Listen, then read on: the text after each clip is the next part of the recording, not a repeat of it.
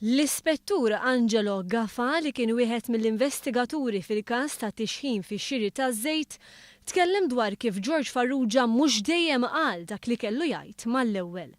George Farrugia ngħata proklama b'rabta ma' dan il-każ u Gaffa tkellem dwaru meta kien qed jixed fil-Kumitat tal-Kontijiet Pubbliċi li kompla jiddiskuti rapport tal-Awditur Ġenerali dwar is-suġġett.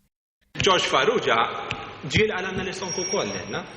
Farrugia kien ingħata proklama fuq parir tal-eks Prim Ministru Lorenz Gonzi, dan bil-kundizzjoni li jgħid il-verità kollha fuq il-każ tal-allegat tixħim fuq kuntratti taż-żejt mill-Ene Malta.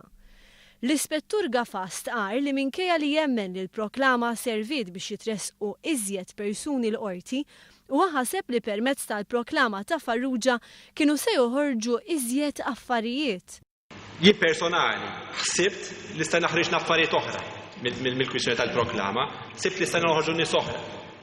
L-Ispettur Gaffa sostna li huwa qatt ma kien marraf direttament li kienet se tingħata proklama lil George Farrugia u sar jaf b'dan permezz ta' rapporti fil-mezzi tax-xandir.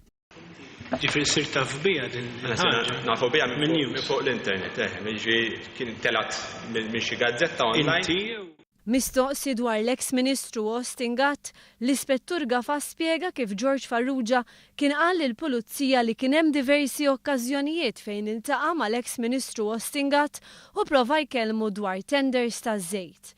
Hawn Gaffa spjega kif il-Pulizija kienet kellmet ukoll mal-eks Ministri Austin Gatt u Tonio Fenech.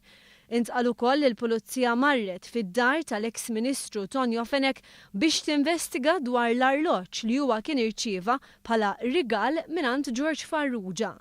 Matul ix-xhieda tiegħu Gaffa tkellem ukoll dwar in-nuqqas ta' kooperazzjoni mill-kumpanija Trafigura. Dan meta l-Pulizija Maltija ġiet biex tinterroga lir-rappreżentant tal-kumpanija Olandiża Tim Waters dwar l-allegat tixħim biex din il-kumpanija tirbaħ it-tenders taż-żejt.